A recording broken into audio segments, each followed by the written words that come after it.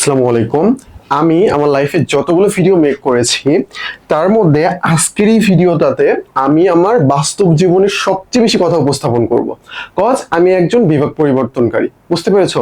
আমি সায়েন্সের ছিলাম আর কি ইন্টারে, তো আমি বিভাগ পরিবর্তন করে চট্টগ্রাম বিশ্ববিদ্যালয়ে চান্স পেয়েছি, অন্যগুলোতে ভালো পজিশন করেছিলাম। আচ্ছা, যাই হোক, তো তোমরা যারা ফার্স্ট টাইমে, অর্থাৎ প্রথমবার, আমি কিন্তু ফার্স্ট টাইমার আর কি, সেকেন্ড টাইমার ছিলাম না, প্রথমবার কোথাও চান্স পাও নাই সায়েন্স থেকে, যারা বিভাগ পরিবর্তন করতে চাচ্ছ তাদের জন্য আজকে এই ভিডিওটা। এবং যারা ফার্স্ট টাইমার, তোমার মনে হচ্ছে যে না সায়েন্সে এত এত পড়াশোনা, এত এত ফাস্ট বিষয়গুলো, এগুলো আমার যারা হচ্ছে না, আমি বিভাগ পরিবর্তনের প্রিপারেশন নিতেছি যাতে আমি ইজিলি করে ল, ইকোনমিক্স এগুলো পড়তে চাই। সায়েন্সের অনেক শিক্ষার্থীদের কিন্তু ড্রিম যে ল ইকোনমিক্স নিয়ে পড়বো, কর্পোরেট সেক্টরে যাবো, আইআর নিয়ে পড়বো, বাহিরে যাবো, পাবলিক অ্যাড নিয়ে পড়বো, প্রশাসন ক্যাডার হবো, অনেক অনেক ড্রিম থাকে আর কি। তো এই বিষয়গুলো নিয়ে আমি একটু কথা বলতে চাই। তো আজকে আমি টোটালি কথা বলবো ইউনিট চেঞ্জ নিয়ে, এটা নিয়ে কথা বলবো। তুমি ফার্স্ট টাইমার হও বা সেকেন্ড টাইমার হও, এটা ডাজেন্ট ম্যাটার, আমরা জাস্ট কথা বলবো ইউনিট চেঞ্জ নিয়ে। ওকে, প্রথমত আমরা একটু আসি, দেখো প্রথমত আমরা একটু আসি। ওকে, আমরা তো করোনা ব্যাচের স্টুডেন্ট ছিলাম, যার কারণে আমাদের পড়াশোনাটা গোল্লায় চলে গেছিল আর কি, এই হলো ব্যাপার। বাট তোমরা তো ভালোভাবে পড়াশোনা করতে পারছো, আশা করি এক্সট্রা কোনো প্রবলেম তোমাদের লাইফে হয় নাই, এরকম আর কি ব্যাপারটা। তো দেখো এখানকার কাহিনী কয়েকটা ব্যাপার রয়েছে। ধরো তুমি সায়েন্সের বা কমার্সের, এখন তুমি কিসের প্রিপারেশন নিবা? এখন তুমি কিন্তু মানবিক বা আর্টসের প্রিপারেশন নিবা। ওকে, তাই না? এটার জন্য তোমার কয়েকটা বিষয় মাস্ট পড়তে হবে। এটা কি? এটা হইলো বাংলা, ইংরেজি। বাংলা, ইংরেজি, আমি জিকে লিখলাম এখানে, সাধারণ জ্ঞান যেটাকে বলা হচ্ছে জিকে। জি কি হয়ে গিয়েছে, জিকে, জিকে। তারপরে তোমাদের এখানে আসবে, আমি যদি একটু নিচে লিখি, এই সাইডে লিখি math, IQ, IQ, ICT, ICT. Okay ভাইয়া, এগুলো আলাদা করে কেন লেখলেন আমি বুঝাচ্ছি, চলো। ওকে, তো দেখো তুমি বিভাগ পরিবর্তনের প্রিপারেশন নিতে চাচ্ছ, তার মানে তোমাকে অবশ্যই অবশ্যই বাংলা, ইংরেজি, জিকে এই তিনটার প্রিপারেশন নিতে হবে, মাস্ট। এটার কোনো বিকল্প নাই, এটার কোনো বিকল্প নাই। দেখো বিভাগ পরিবর্তন করতে চাচ্ছ, তুমি কি বাংলা পড়ো নাই? বা ইন্টারে বাংলা পড়ে আসছি, ওইটাই এখানে। ইন্টারে আমি বাংলা পড়ে আসছি না, ওইটাই এখানে সেম, বাংলাটা সেম এখানে, টোটালি সেম। টোটাল মানে টোটালি। ব্যাকরণ কিছু আইটেমস নবম দশম শ্রেণীর বইয়ের কনসেপ্ট গুলো দেখতে হয়, বাজারে প্রচলিত যে কোনো বই পড়লেও হবে, এটা না পেইন খাওয়ার কোনো দরকার নেই, পেইন খাওয়ার কোনো দরকার নেই, ওখান থেকে তুমি ওই বিষয় সম্পর্কে জানতে পারবা। তো বাংলাটা আমি মনে করি যে বিভাগ পরিবর্তনের শিক্ষার্থী হোক অথবা সে মানবিকের শিক্ষার্থী হোক বা যেই শিক্ষার্থী হোক না, তার বাংলা নিয়ে কোনো টেনশন করা উচিত না, কারণ সে ইন্টারে পড়ে আসছে, এখন পড়বে, নতুন করে তো তার পড়তে হচ্ছে না, তাই না? নতুন করে পড়তে হচ্ছে না। ইংরেজি, ইংরেজি তুমি বেশিরভাগ গ্রামার আইটেমস পড়ে আসছো, বেশিরভাগ গ্রামার আইটেমস পড়ে আসছো। এখন তুমি যদি নিজে গাফিলতি করো সেটা তোমার ভিন্ন কথা, তোমার নিজে সেটা গ্যাপ পূরণ করতে হবে, তাই না? বাট পড়ে তো আসছো, তাই না? পড়ে তো আসছো। এখানকার কনসেপ্টের সাথে এক্সট্রা কিছু, যেমন সাবজেক্ট ভার্ব এগ্রিমেন্ট এক্সট্রা করে আসতেছে, পিন পয়েন্ট এরর আসবে, তার one word substitution, synonym, antonym, extra করে কিছু আইটেমস তোমার এখানে আসবে, অ্যাপ্রোপ্রিয়েট প্রিপোজিশন, এক্সট্রা করে কিছু আইটেমস আসবে যেগুলো তোমার সাথে এটাতে যোগ করতে হচ্ছে। আর আমি মনে করি এখানে জাস্ট একটু ব্যাকরণের কনসেপ্টটা আনতে, ব্যাকরণের কনসেপ্টটা আসবে এটা। এখন সায়েন্স এবং কমার্সের তাদের মেইন প্রবলেম যেটা, এটা হলো জিকে নিয়ে, মেইন প্রবলেম হলো জিকে নিয়ে। এখন তুমি কি আমাকে বলবা যে ভাই আমরা জিকে কোনোদিনও পড়ি নাই? কে বলছে কোনোদিন পড়ো নাই? জাস্ট ইন্টারে পড়ো নাই, তার আগে পড়ে আসছো না? নবম দশম শ্রেণীর যে বাংলাদেশ বিশ্ব পরিচয়, ওই বই ভালোভাবে কমপ্লিট করলে বাংলাদেশ অ্যাফেয়ার্স এর যে হিস্টোরিক্যাল পার্ট রয়েছে, হিস্টোরিক্যাল ক্রোনোলজি তোমার বেশিরভাগ কমপ্লিট হয়ে যাবে, বেশিরভাগ কমপ্লিট হয়ে যাবে, কিছু অ্যানশিয়েন্ট বাকি থাকবে, অন্যগুলো থেকে পড়তে হয়। তার মানে তুমি কিন্তু জিকে, আমি এখানে দাঁড়াইছি তোমাকে বিষয়গুলো উপস্থাপন করার জন্য। এখন মনে নাই, পড়ি নাই, এটা তোমার ফল্ট। মনে নাই, আবার পড়তে হবে, মনে পড়বে, এই কাহিনী। বাট পড়েছো তুমি, দেখবো যে আমরা বাংলাদেশ অ্যাফেয়ার্স এর বেশিরভাগ কিছু পড়ে আসছি, বাংলাদেশ অ্যাফেয়ার্স এর বেশিরভাগ হিস্টোরিক্যাল পার্ট, এটা মাস্ট। এটা নিয়ে কিছু বলতে পারবো না, হিস্টোরিক্যাল পার্ট এটা আমরা মাস্ট পড়ে আসছি, হিস্ট্রি পার্টটা আমরা পড়ে এসেছি। আমাদের এখন প্রবলেমটা কোথায়? আমাদের তো জিওগ্রাফি ছিল না, আমি তো সায়েন্সে, আমাদের তো জিওগ্রাফি নাই, তাই না? এই ক্ষেত্রে আমাদের জিওগ্রাফিক্যাল যে ব্যাপার রয়েছে, আমাদের দুইটা নেইবারিং কান্ট্রিজ রয়েছে, তাদের সাথে আমাদের সম্পর্ক এবং আমাদের যে নদ নদী, জলপ্রপাত, ভাই টোটালি মুখস্থ বিষয়, এটা টোটালি মুখস্থ বিষয়। এখানে আমি যখন পরীক্ষা দিয়েছিলাম, আমার সময় এসেছিল আর কি, বিভাগ পরিবর্তন করে ঢাকাতে যখন পরীক্ষা দিয়েছিলাম, এসেছিল হইলো তোমাদের রাঙ্গামাটি, সাজেক ভ্যালি, সাজেক ভ্যালির অবস্থান কোথায়, এটা আসছিল আর কি। তো এইরকম যে কিছু কিছু পার্ট রয়েছে জিওগ্রাফির মধ্যে, জিওগ্রাফিক্যাল আইডেন্টিফিকেশনের মধ্যে, এগুলো তো মেমোরাইজিং।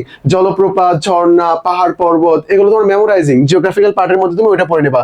তাহলে বাংলাদেশ অ্যাফেয়ার্স এর মধ্যে হিস্ট্রি বাদ দিলে আর জিওগ্রাফি তোমার পড়ে নিলে আর কি থাকতেছে, জাতীয় বিষয় বলে কিছু কিছু আইটেমস তোমার এখানে পড়তে হচ্ছে।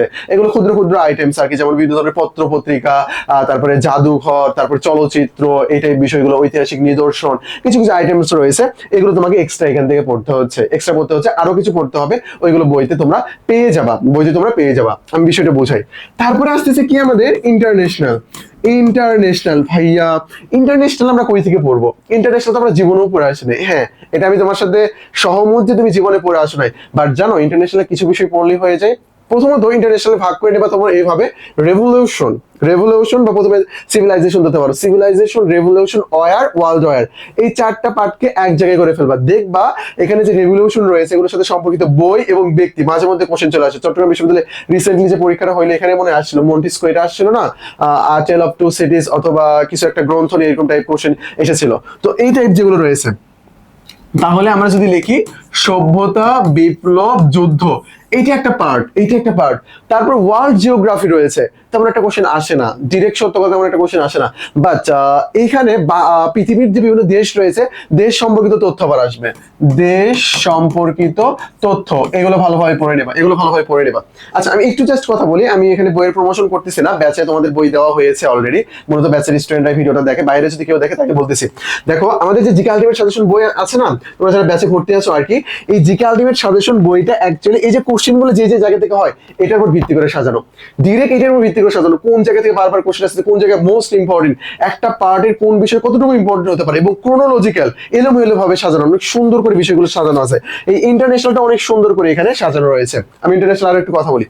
এখন যেটা আসবে এটা হলো সংস্থান, এটা কি আসবে এখন, আসবে হলো সংস্থা, এই পার্টটা এখানে এক্সট্রা আসবে। এই সংস্থার বেশিরভাগ কোশ্চেন করা হয় রিসেন্ট থেকে, রিসেন্ট থেকে বেশিরভাগ কোশ্চেন, এবং রিসেন্ট থেকে যদি কোশ্চেন না করা হয় তাহলে যেখান থেকে করা হবে এটা হইলো বাংলাদেশের সাথে সম্পর্কিত প্রশ্ন আসবে। বাংলাদেশ প্রথম কোন সংস্থায় সদস্যপদ লাভ করে, প্রশ্ন আসবে কোন সংস্থা নিয়েছে, কোন সংস্থা নোবেল প্রাইজ পেয়েছে, আগে পেয়েছে তাও ইম্পর্টেন্ট, এটা প্রশ্ন আসবে। বাংলাদেশ কি ওই সংস্থার কোনো দায়িত্বে ছিল কিনা, এগুলো প্রশ্ন আসবে।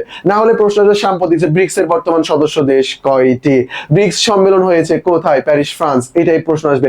কপ 31 কবে হবে বা কোথায় হবে, আন্তালিয়া তুরস্ক হবে, এটাই কোশ্চেন আসবে, এইটাই কোশ্চেন আসবে।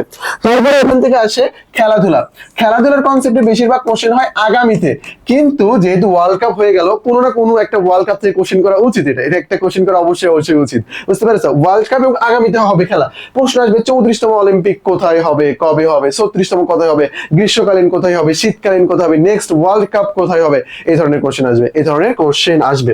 তো আমি তো এখন জিকে নিয়ে আলোচনা করতেছি, এখানে আরো অনেক অনেক আলোচনা রয়েছে, বাংলাদেশ অ্যাফেয়ার্স এর মধ্যে আরো অনেক আলোচনা রয়েছে। জিকে আলটিমেট সাজেশন দেখো, বাজারে প্রচলিত যে বই কিনো না, এই বই মাত্র তোমার কত 220 টাকা আর কি। বইটা নিয়ে তুমি অ্যাকচুয়ালি বুঝতে পারবে যে কোন কোন পার্ট থেকে বারবার কোশ্চেন করা হচ্ছে, এটা তুমি বোঝার জন্য বইটা পড়া অনেক অনেক বেশি জরুরি। ব্যাচে যারা ভর্তি আছো প্লিজ বইটা ভালোভাবে পড়ো, চিকন দিকে অবহেলা করিও না, তুমি আসলে বুঝতে পারবা এই বইটা আসলে কই কই থেকে কোশ্চেন করা হয়। ওকে, এই হলো এখানকার কনসেপ্ট। তাহলে এখানে কি ভাই, এখানে জাস্ট জিকে তোমার এক্সট্রা করে তোমার জানতে হচ্ছে, এখানে এক্সট্রা করে জিকে পড়তে হচ্ছে ভালোভাবে। ওকে, তারপরে আসতেছে math, IQ, ICD. Math, IQ, সায়েন্সের পোলাপান কেউ যদি বলে প্রবলেম, তার আমি চর মারবো ভাই ডিরেক্ট, এটা বলার কোনো অপশনই নাই। ম্যাথ, আইকিউ, সায়েন্সের পোলাপানদের কোনো প্রবলেম হওয়ার কথা না, ডিরেক্ট এটা কোনো প্রবলেম হওয়ার কথা না।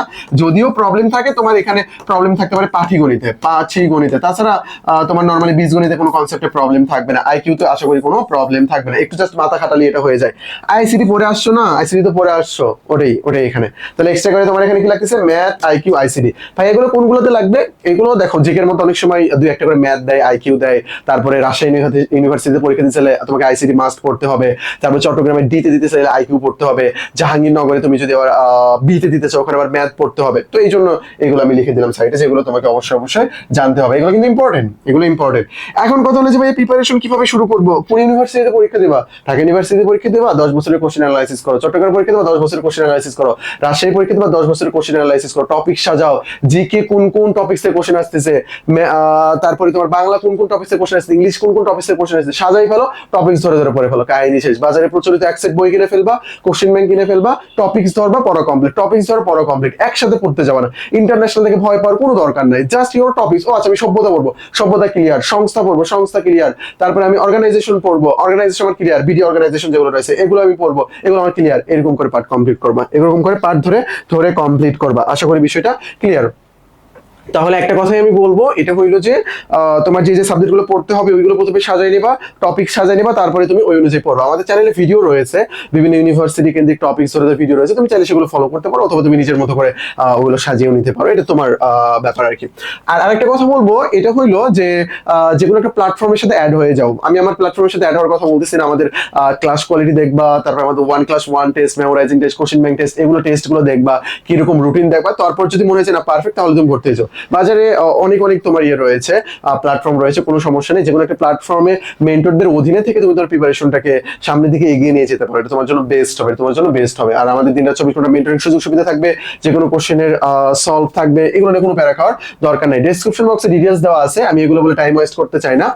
ব্যাচে ভর্তি এইভাবে অ্যাকচুয়ালি করানো যাবে না তোমাকে কখনোই, এভাবে আমি চাইও না তোমার করানোর।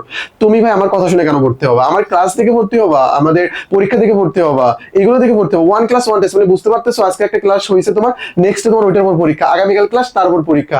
ক্লাস যদি এরকম করে 7টা হয়, 7টা পরীক্ষা তোমার, ক্লাস টেস্ট, মেমোরাইজিং টেস্ট তো আছে, কোশ্চেন ব্যাংক টেস্ট তো আছে, তো বুঝতে পারতেছো, মান্থলি টেস্ট তো আছে। তো এই হলো ব্যাপার। এই যে আমাদের টেলিগ্রাম নাম্বার, অ্যাডমিশন সংক্রান্ত যে কোনো ধরনের প্রবলেম আমাদেরকে নক করতে পারো, আমরা সেটা সলভ করে দেবো। আজকে এই পর্যন্তই, আসসালামু আলাইকুম।